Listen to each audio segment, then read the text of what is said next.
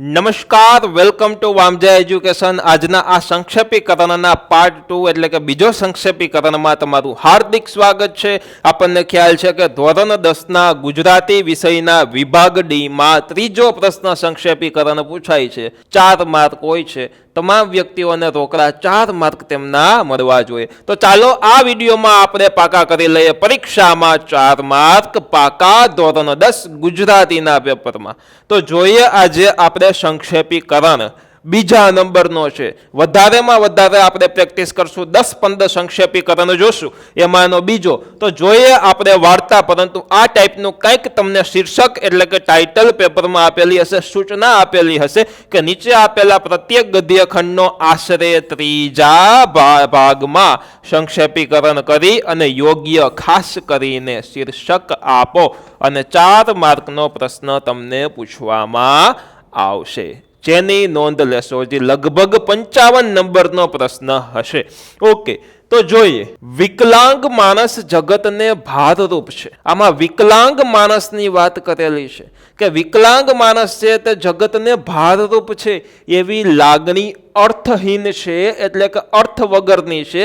આ પહેલું વાક્ય જોતા જ આપણને ખ્યાલ આવે કે કેવી વાત કરેલી છે, શું મેસેજ આપેલો છે. કે ઘણા લોકો એવું વિચારતા હોય કે વિકલાંગ મનુષ્ય હોય, વિકલાંગ માણસ હોય એ જગત માટે ભારરૂપ છે, અને આ જે વાત છે તે ખોટી છે, અર્થ વગરની છે. બરોબર, એના માટેનો આ વિષય ઉપરનો આખો પેરેગ્રાફ હશે.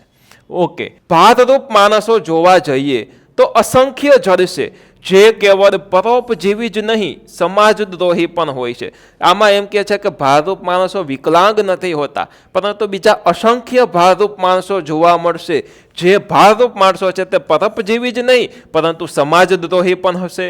અપંગ વ્યક્તિમાં નિષ્ઠા અને સંકલ્પ શક્તિ હોય છે. અપંગ વ્યક્તિ હોય છે તેમાં નિષ્ઠા અને સંકલ્પ શક્તિ હોય છે, એટલે કે દ્રઢ નિશ્ચય લેવાની તાકાત હોય છે અને સાથે સાથે કંઈક સંકલ્પ કરવાની પણ તાકાત હોય છે. અને તેને યોગ્ય દોરવણી મળે, એટલે કે યોગ્ય રસ્તો મળે, યોગ્ય મદદ મળે, યોગ્ય દોરવણી મળે તો સતત પુરુષાર્થ વડે એટલે કે મહેનત વડે સમાજની ઉત્તમ સેવા કરી શકે છે. વિકલાંગ માણસ હોય છે તે. આપણા ઘણા સામાજિક ગુણો અપંગની સેવા કરવાથી વિકસે છે. આપણા ઘણા સામાજિક ગુણો એવા છે કે જે અપંગની સેવા કરીએ તો આપણી અંદર એ ગુણો વિકસતા હોય, સામાજિક ક્રિયા કરવા માટેના ગુણો અને માનવતાની સામાજિક જીવનની આ કેળવણી સત્વતઃ ધાર્મિક કેળવણી છે. અને આના સંસ્કાર ધાર્મિક ગ્રંથિઓ અને અન્ય પૂર્વગ્રહોને ઓગાળે છે.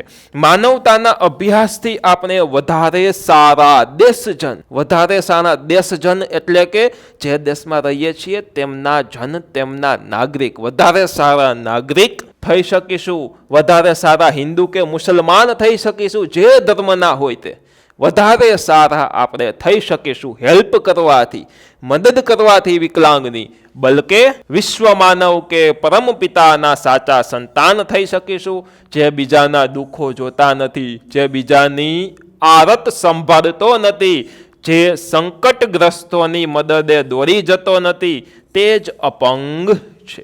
અને આ જે વાત કોને કીધી છે ખબર તમને? આજ સરસ મજાની વાત છે, એ વિષ્ણુ પ્રસાદ ત્રિવેદીએ કીધેલી છે. હવેનું આપણું કાર્ય શું? તો કે આખી જે વાત આપણે જોઈ છે તેમને ત્રીજા ભાગની કરી દેવાની.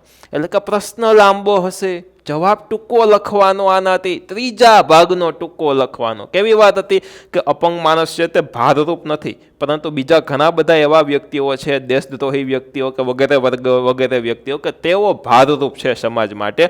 અપંગ વ્યક્તિઓને સાચી દિશા મળે તો તે સારા રસ્તે પહોંચી શકે છે એમના પુરુષાર્થ એટલે કે મહેનત દ્વારા. અને આપણે અપંગ વ્યક્તિની સેવા કરીએ, બરોબર, તો આપણે સારા દેશજન બની શકીએ છીએ, એટલે કે દેશના નાગરિક બની શકીએ છીએ. આ વાત કરેલી છે. અને આ વાત જે કરેલી છે તેમને ત્રીજા ભાગની આપણે કરીએ, પરંતુ સૌથી પહેલાં જે વાત કરેલી છે તેમનું શીર્ષક એટલે કે ટાઇટલ આપીએ કે અપંગ કોણ. આવું ટાઇટલ આપેલું છે. અપંગ કોણ?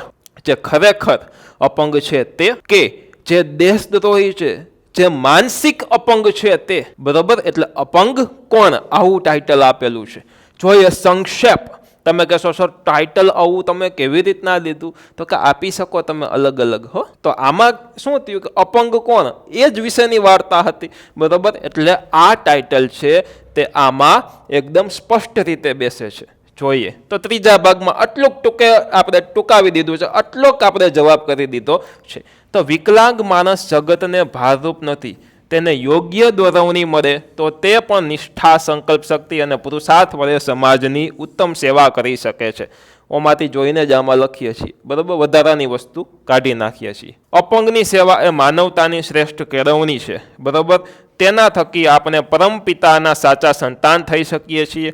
ખરી રીતે તો જે બીજાના દુઃખો જોઈ અને તેની મદદે દોડી ન જાય, એમ કહે છે કે જે લોકો બીજાના દુઃખ જોવે અને તેમની હેલ્પ ન કરે, તેમની મદદ ન કરે, તે જ અપંગ કહેવાય ખરી રીતે, એટલે કે સાચી રીતે.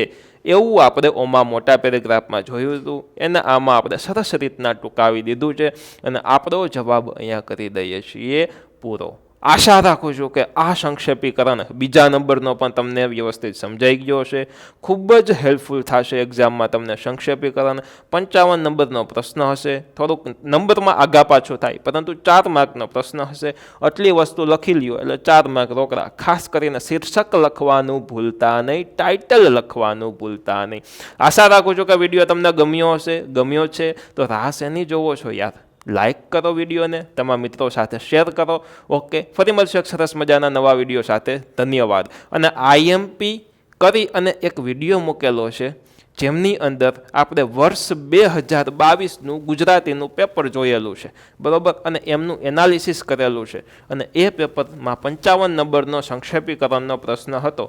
તમે પણ એ પેપર સોલ્વ કરજો, ખૂબ જ આઈએમપી છે. ઓકે, ધન્યવાદ.